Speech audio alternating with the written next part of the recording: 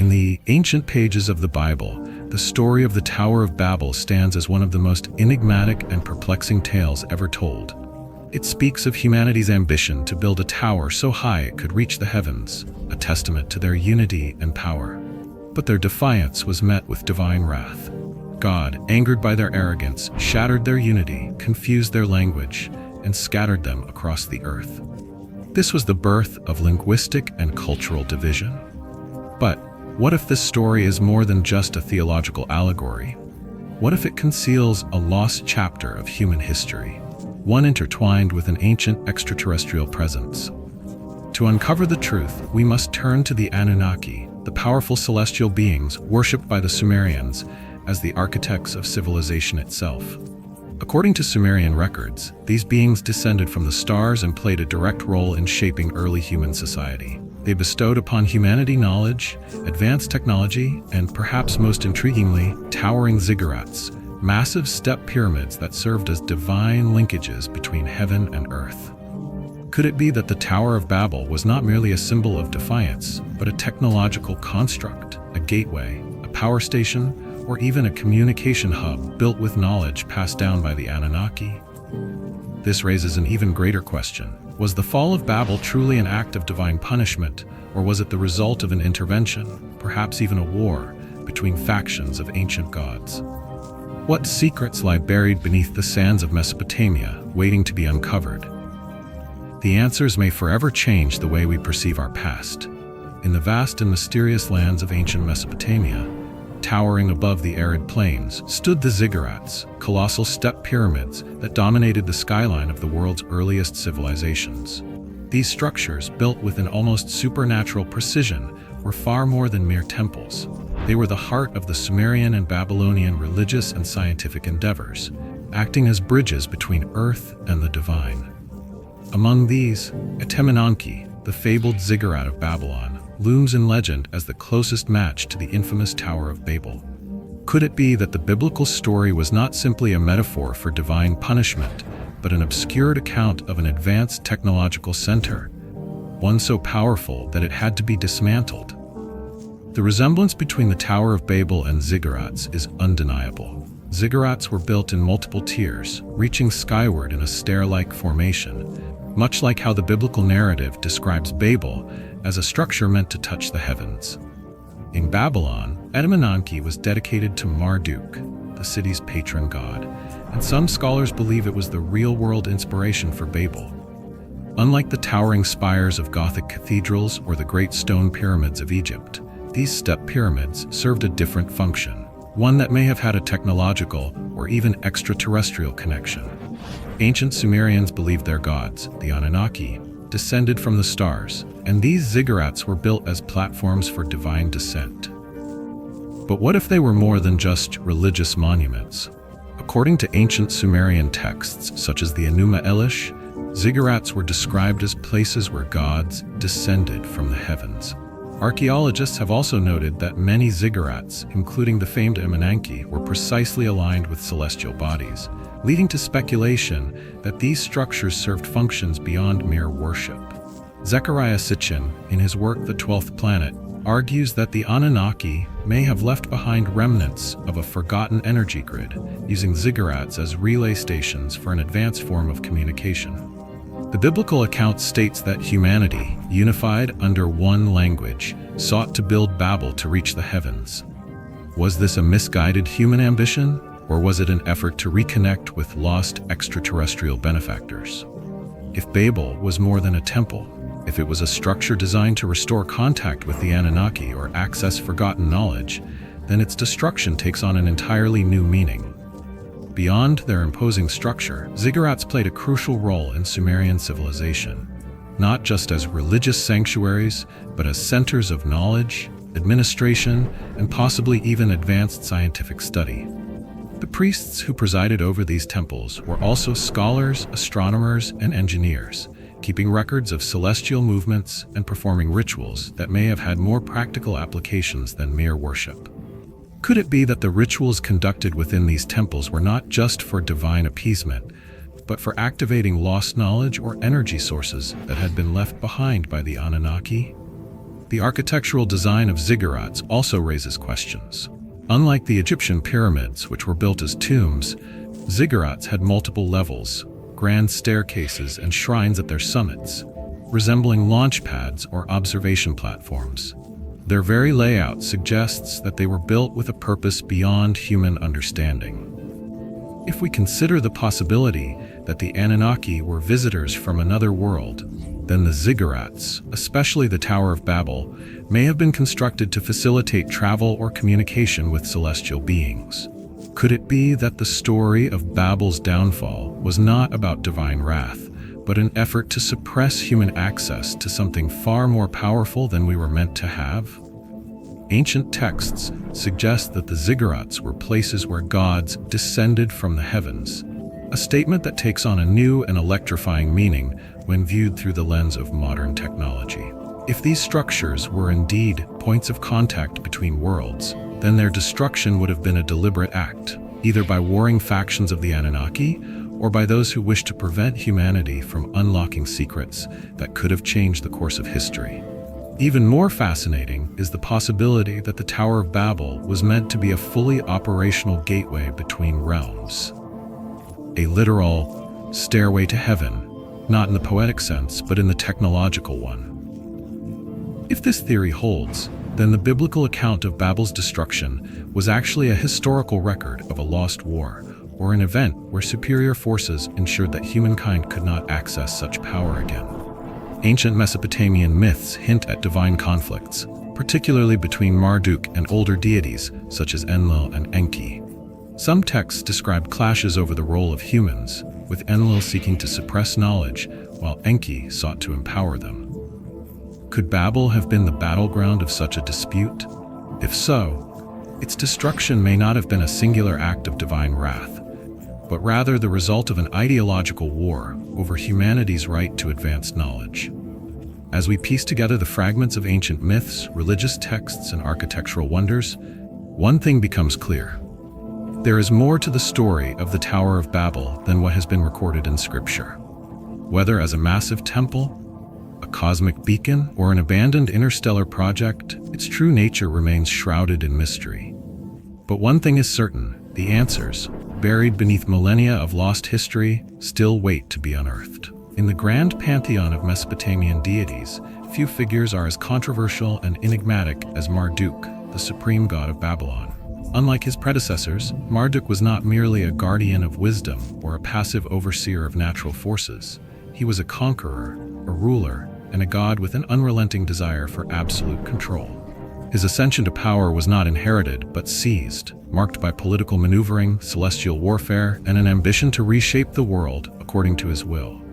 But what if Marduk's story is more than mythology? What if his rise to power and the construction of Babel were part of a larger, more sophisticated plan, one involving ancient technology, cosmic warfare, and the intervention of celestial beings far beyond human comprehension? To understand Marduk's role, we must first look at his predecessor, Enki, the god of wisdom and creation. Unlike other Anunnaki, Enki was known for his compassion and deep connection to humanity, often defying the divine order to protect and uplift mankind. If Enki was the architect of civilization, then Marduk was its oppressive ruler, seeking to bend humanity to his will. According to ancient records, Marduk's rise to supremacy was marked by his defeat of Tiamat, the primordial chaos dragon, an act that cemented his dominance over gods and mortals alike. But his ambition did not stop there. He sought complete dominion over Earth, a goal that may have led to the construction of the most ambitious structure in human history, the Tower of Babel. Unlike the towering religious monuments of its time, Babel was more than a temple. It was a monument to Marduk's authority, a colossal structure designed to consolidate power, control civilization, and possibly even establish a connection between Earth and the heavens. The true nature of Babel remains shrouded in mystery, but some researchers suggest that it was more than just a symbolic display of power. If the ziggurats of Mesopotamia were gateways for divine descent, then Babel could have been a technologically advanced construct, a global control center, a cosmic beacon, or even an interdimensional portal. Could it be that Marduk repurposed ancient Anunnaki technology, possibly remnants of Enki's lost knowledge, To establish a direct connection with higher realms? If Babel was a cosmic transmitter, was it intended to summon, challenge, or surpass the divine order itself? These questions lead us to a greater enigma. Why was Babel destroyed? Marduk's unchecked ambitions sparked resistance, not just among mortals, but among his fellow deities. His rise to power was not met with universal acceptance. Many Anunnaki opposed his methods. If Babel was truly a structure of cosmic significance, its destruction was not just an act of divine punishment, but a calculated intervention. Could it be that rival Anunnaki factions saw Marduk's ambitions as a threat and dismantled Babel to prevent his full control over Earth? The biblical narrative speaks of God scattering humanity and confusing their language, but could this be a distorted memory of a celestial war, a divine effort to neutralize Marduk's growing influence? Perhaps Babel's collapse was an act of sabotage, a deliberate erasure of forbidden technology that, if fully activated, would have changed the trajectory of human civilization forever. The aftermath of Babel's destruction was profound. Before its fall, humanity was united, speaking one language, working toward one purpose. Afterward, we were fragmented, divided by language, culture, and geography. Was this merely a punishment for arrogance, or was it a calculated strategy to weaken humanity's collective strength? If Babel was indeed a gateway to advanced knowledge, then its destruction ensured that mankind would remain technologically and spiritually limited, unable to challenge or reconnect with celestial forces. Could this have been part of a larger Anunnaki agenda to keep humanity in a controlled, primitive state? The implications of these theories are staggering. If Marduk was truly attempting to elevate mankind, or at the very least, establish a dominion that defied the traditional Anunnaki order, then the destruction of Babel was more than a simple divine rebuke. It was a moment of cosmic significance. Whether Marduk was a tyrant or a liberator remains a mystery. But one thing is certain: Babel's destruction was not just the end of a construction project, but the erasure of an entire paradigm of knowledge and power. This brings us to the ultimate question. Was Babel the key to humanity's lost knowledge? If we could uncover the truth behind its construction, would it reveal that ancient civilizations possessed technologies far beyond what we ever imagined? And if Babel was indeed a cosmic bridge between realms, then who or what was it truly meant to reach? The destruction of the Tower of Babel remains one of the greatest enigmas in ancient history. The biblical account tells of how God, in response to human arrogance, confounded their language and scattered them across the earth, ensuring that their grand project would never be completed. But could this story be more than a simple theological parable? Could it instead be a distorted retelling of an actual historical event, one involving advanced technology, cosmic intervention, and a deliberate effort to suppress human progress? The mystery of Babel's fall raises far more questions than answers. If Babel was merely a tower, why would it provoke such a drastic divine response? And if it was something more, perhaps a technological hub, an energy station, or even a celestial gateway, who or what truly orchestrated its downfall? One of the most compelling theories is that the destruction of Babel was not an act of divine wrath, but an event of cosmic warfare, one in which Anunnaki factions clashed over the fate of humanity. Some scholars speculate that Babel was more than just a construction project. It may have been an operational center of communication, an ancient energy transmitter, or even a highly sophisticated launch site. If the ziggurats of Mesopotamia were structures where gods descended, then Babel may have been the ultimate iteration of this technology, one capable of directly bridging the gap between Earth and the Anunnaki homeworld. If Babel was a functional technological structure, then its destruction may have been the result of a catastrophic failure, a cosmic accident, or even an act of sabotage. What if Babel was powered by an ancient energy source? Perhaps something akin to what modern theorists call zero-point energy or resonant frequency technology. If humanity had inadvertently unlocked a form of knowledge that was not meant to be wielded, could its destruction have been a strategic move by an opposing faction of Anunnaki to ensure that humans remained in a controlled state? The Bible describes the event as an act of divine intervention, but could this have been a historical memory of a cataclysmic explosion, an energy surge, or even the deliberate deactivation of a system designed to elevate humanity to a higher level of existence. The aftermath of Babel's destruction is just as puzzling as the event itself. Before Babel, according to the biblical narrative, mankind spoke a single language, worked together in harmony, and pursued a shared destiny. After Babel, that unity was irreversibly shattered. Could it be that the division of language was not a supernatural punishment, but an intentional strategy to fragment human civilization? Many ancient texts suggest that the Anunnaki were deeply invested in controlling human knowledge, technological progress, and access to divine secrets. If the collapse of Babel was a deliberate intervention, then it may have been a way to suppress humanity's ability to communicate, share ideas, and collectively advance toward a greater destiny. Consider the pattern of human civilization following Babel. Instead of a unified global empire, societies splintered into isolated civilizations, each developing its own language, culture, and technology at vastly different rates. While some civilizations like Egypt and Sumer continued to thrive, others regressed into primitive states, as if they had lost access to something fundamental. Could this be evidence that Babel was a repository of knowledge, an ancient archive that contained information so powerful that it had to be erased from human memory? If the gods, or extraterrestrial overlords, had wished to ensure that humanity never again reached the heights of Babel's potential, then dividing them by language and geography would have been the perfect means of control. Even more unsettling is the idea that Babel's destruction marked the beginning of a new paradigm, one in which humans were kept in a cycle of technological stagnation. Instead of progressing as a single, unified species, we were left to rebuild from fragments, reinventing knowledge that may have once been common. Could the myths of lost civilizations, like Atlantis, Lemuria, or the Golden Age of Sumer, be echoes of a time when humanity possessed a higher understanding, only to have it stripped away in an event like Babel's fall? If Babel was destroyed to limit humanity's access to advanced knowledge, could echoes of this suppression be seen in later civilizations? The burning of the Library of Alexandria, the systematic destruction of Mayan codices, and the loss of ancient Egyptian knowledge all point to an ongoing effort to erase records of past technological or mystical advancements. Was Babel merely the first in a long line of lost centers of knowledge? If another faction of Anunnaki, perhaps Enlil's forces or an unknown celestial authority, intervened to dismantle the project, it suggests that they saw Babel's completion as an existential threat to the established order. And yet, despite its destruction, the memory of Babel endures. The desire to reconnect, to rebuild what was lost, to regain the knowledge and unity that was once within our grasp continues to manifest in human history.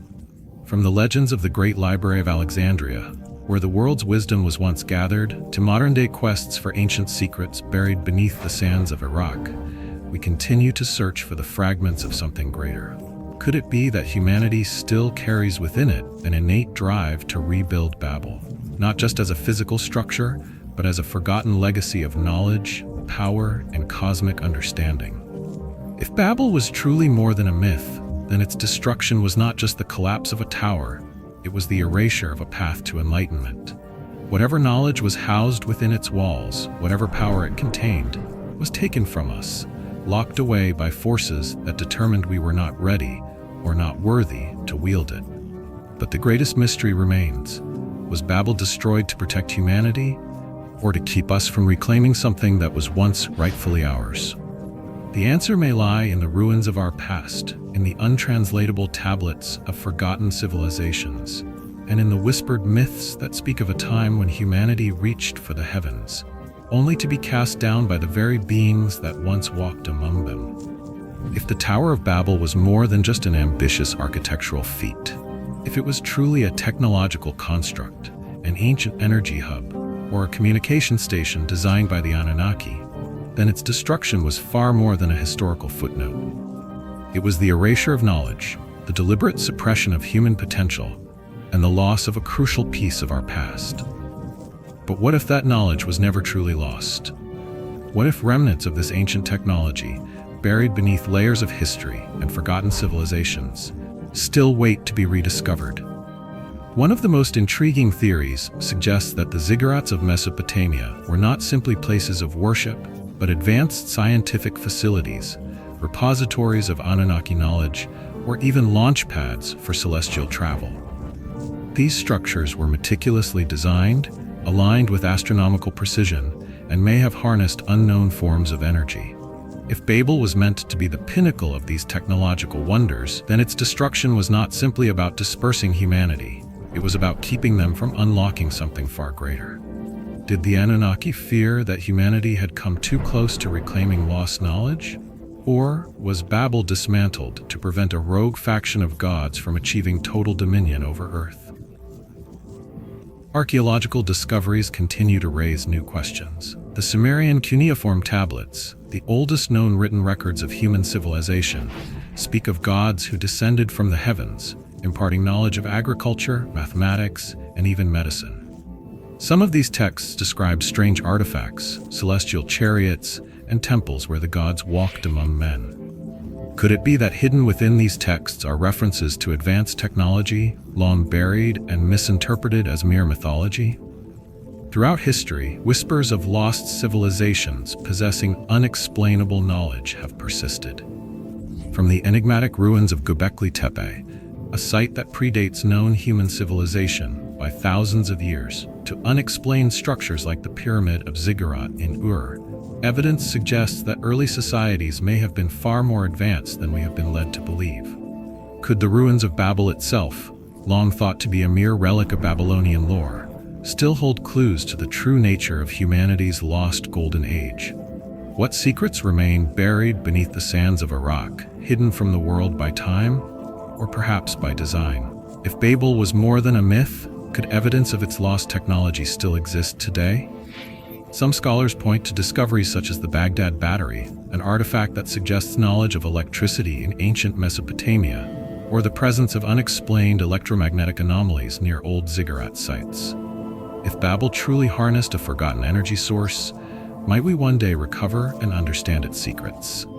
While the theory of Babel as a suppressed technological hub is fascinating, some historians argue that its destruction was less mystical and more practical. The ancient historian Herodotus described massive structures in Babylon that may have been abandoned due to poor engineering or resource constraints. Some archaeologists suggest that the collapse of Babel could have been caused by geological instability or conflicts between Mesopotamian city-states, rather than an otherworldly intervention. However, while some researchers argue that Babel's destruction represents the suppression of ancient technology, mainstream historians view it differently. The ancient historian Herodotus described massive structures in Babylon that may have been abandoned due to poor engineering or resource constraints. Some archaeologists believe that the Tower of Babel was never completed, not because of divine intervention, but due to logistical failures and political instability. However, the persistence of this myth across multiple cultures raises the question, was there more to Babel's downfall than mere construction difficulties? If the scattered pieces of Babel's knowledge still exist, waiting in hidden texts, in unexcavated ruins, or even encoded in the genetic memory of humankind, then the greatest mystery of all is not whether Babel was real, but whether its fall was meant to be the end of our journey or the beginning of something even greater.